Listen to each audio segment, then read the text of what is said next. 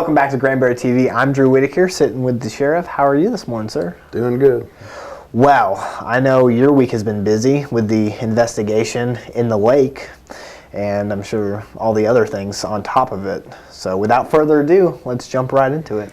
Yeah, well, last Thursday, then it was reported about the city, Granbury city employee had spotted that vehicle down there by the city boat ramp, just east of the chamber, the conference center. Yep.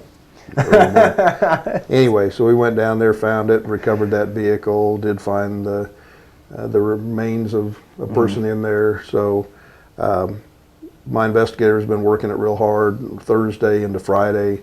We did find out that was we had information in a purse that was found with the skeletal remains that was Helen Holiday, and she's been missing since September 29th of 1979. Wow. So we were able through this week, early this week, we got a guy, professor up there, scientist up at the University of North Texas to help us and making some identifications, checking out the skeleton.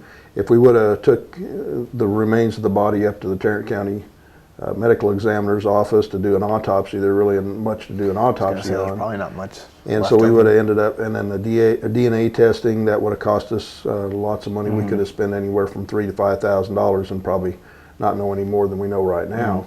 So University of North Texas worked with us. We did get the dental records confirmed that was her.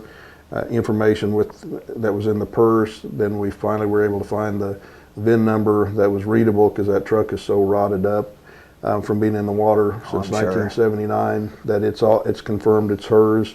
So it's we feel comfortable with saying, yep, that's her, and so we're not going to move any farther forward with DNA testing. So the family was able to put that somewhat behind them with some kind of closure. Well, yeah, I was going to say, I'm sure they're happy to get some kind of closure. Yeah, we met with the family Saturday morning. They came down, the two daughters came down, and some other relatives came down and talked to us. They were down here for a couple, 2 or 3 hours. So we got that pretty well wrapped up, except for, I don't know if we'll ever be able to figure out what killed her. What killed her, yeah. I guess the investigation is still open. But she is deceased, her husband's deceased. The family gave me some information which I can't say it really points to him or what. I understand. People have asked me, what do you think that the boat went into the water someplace else and drifted down there because of flooding that we've had in different times over the years? And I don't think where that was down there. I believe that's where the vehicle went in, and where it went off that bank, and it's fairly steep, rolled off in the water, and there it's been for 29 years, or 35 years since September 29th of 1979. So, and the way everything was in the cab of the vehicle, the truck was full of sediment and all that. So I bet it was. I don't believe that it drifted around or anything like that. So I don't know if we'll ever know the total conclusion on this, other than, yes, that was Helen Holiday, and that's where she's been all these years. Yeah, and at least the family has closure now, knowing, which is always a good thing. Yep. So they were, sorry to lose their mom, but they were happy that they know where she's been all these years. So. Well, that's awesome. Well, that's good. I'm glad. I really am. My, prayers go out to the family, really. Well, other than that, what is the other stuff that you've been working on top of it? Other than that, we've been staying busy. We had a sex offender that was charged with fail to register. On the 15th, the Sheriff's Office investigators filed on Jeffrey Dean LaRue, Sr., 55 years old, for fail to register as a sex offender. And that's a felony 3, and he is currently in jail at Parker County being held on their local charges. And LaRue will have to answer to Parker County charges before he can be transported down here to see a judge on our charge. So there's been a bunch of issues, his past history and what he's done here recently. So there's a big investigation still going on with him. But he's up there in their jail right now. And we had a suspect that was arrested with drugs on a traffic stop on the 16th at around 11:30 p.m. The deputies conducted a traffic stop at the 3600 block of Sundown Trail. During the stop, Corey Ray Mulder, 32 years old, was found to be in possession of under a gram of meth. Mulder was arrested and charged with possession of a controlled substance, state jail felony, and bond was set at $7,500. And he's driving with his license was invalid. So, of course. And with previous convictions, and so that's a Class B misdemeanor, and that bond was set at $2,000.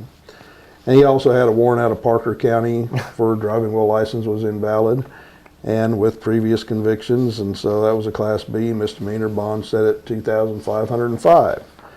And he has bonded out of jail, but wow. You know, he's this young man.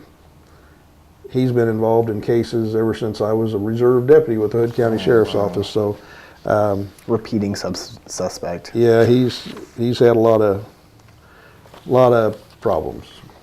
He just keeps getting off into it. Going deeper and deeper, it seems like. Yeah.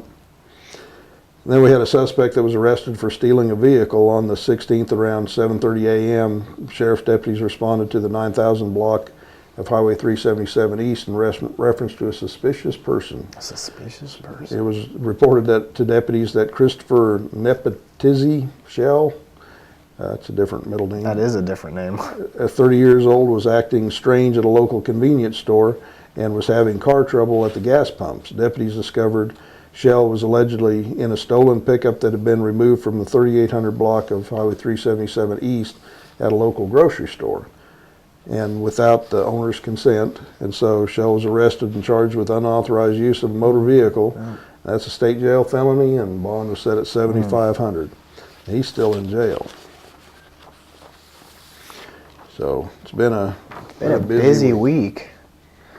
Whew. My hat's off to you. I've got, as of this morning, I guess since this won't be airing for a little bit this morning, early this morning we had the SWAT team was asked to go out to Erath County to help on some warrants, and so there was quite a number of warrants that they were going to be working on out there. So that's what the SWAT team now. We've got a team that's made up of Hood County, Somerville County, it's a collaboration. Erath County. Yeah, we've got 22 actual members that are part of the entry teams, and we've got it broke up into 3 entry teams, and it's a well-organized unit now. We've got a lot of different resources. We've got an armored truck that comes out of Somerville County, and they got on a grant a number of years ago. Stephenville has put a lot of people into this program, and there's some good, highly trained people. My office in the city of Granbury, we've had this existing team, the original team, for a long time, and they work together great, and it's done a lot of good work. And then the week before last, we got us, they made a big deal in the news. I think it was over northeast side of Dallas somewhere. One of the cities over there got them a MRAP, and that's a big military armored vehicle. And they were making a big deal about how they got that thing from the government. So somebody asked me, well, how come you don't have one? I said, I do. And we kind of let it debut. Last Saturday we had a deal in the park with the fire department, EMS, and law enforcement guys, and so I had the captain drive it over. And that MRAP it'll haul 10 people plus the driver and the co-pilot, and it's got armor that's like 1.5 inches thick on it. It's supposed to withstand a rocket attack. The glass is the real thick glass to withstand a 50 caliber machine gun fire. The underside of it is tapered, so it deflects the blast. Of course. And that's what they were developing for over in Iraq and Afghanistan for the roadside bombs. So it is a heavy-duty piece of machine. Well, let's hope we don't have to use it.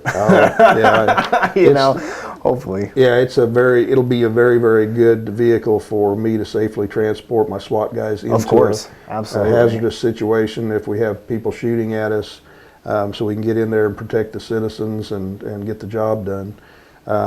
That vehicle, brand new, listed for over $1 million. I can only imagine. This is a rebuilt unit. It's a 2012 model. They've rebuilt it. Brand new engine, transmission, front end, back end. It's a 6x. And it's an unbelievable machine. You know, in a vehicle, in a car, even a pickup truck, you always got to look out the window and look up at the 18-wheelers. Well, of course. This one, when you're driving down the road, you look down. I was going to say, I bet you look down on the. Oh, yeah. I can only imagine. It's a big vehicle, so it's going to be a great asset to the county and to the SWAT team. Oh, absolutely. And the thing about it is, because I'm the sheriff, I can request this equipment. So it's on loan from the federal government. And I've got 4 Humvees, and I've got some other equipment too. So that's fantastic. It doesn't cost the county anything. Hopefully it's a good deterrent, though. You'd be like, okay, not going up against that. You know what I'm saying? Yep. So I'm hoping that don't have to use it, but it'd be a good deterrent in itself. Yeah, it'll be a good deterrent, but it'll also be a good transport to get my guys out there. Yep. That's fantastic. So we also have one, not just the Metroplex up there. I just didn't make that big a deal about it till right now. So breaking the news right here that Hood County has an MRAP. That's fantastic. Well, what do we have for the Crime Stoppers of the week, Sheriff? Well, the Crime Stoppers needs information on 2 burglaries of habitation. These burglaries occurred in the 3500 block Arrowhead Circle in Comanche Harbor. These burglaries occurred sometime between spring break and April 16, 2014. The front window of the first house had been pried open, and missing inside was the washer and the dryer. The storage building outside was also burglarized, and stolen was a Murray riding mower and an air compressor.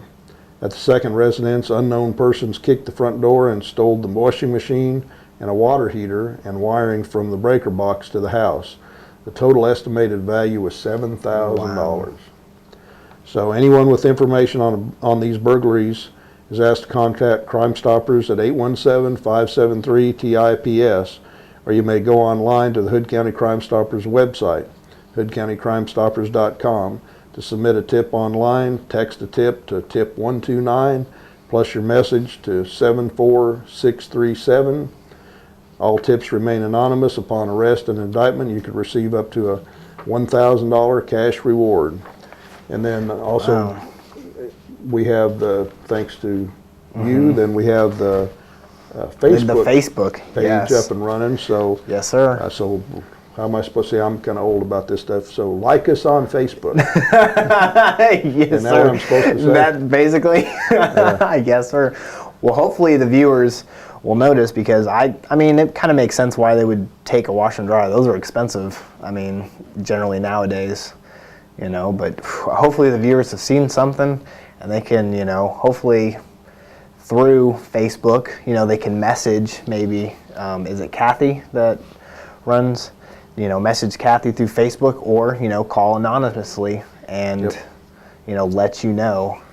Yep, Lieutenant Jividan checks all of those Crime Stoppers tips, and so somebody knows something out there, and they can hopefully help us catch those 2 people, or a group of people, or whoever it is that are just breaking in and vandalizing houses. Yep. So hopefully viewers can help. Yep. So help us out, and you could be in line for a good reward on that. So absolutely. Well, thank you so much, Sheriff, for coming in this week. We appreciate it. All the news, any news, we're happy. Thank you so much. We appreciate it. Thank you for having me. We'll see you next Friday. I'll be back.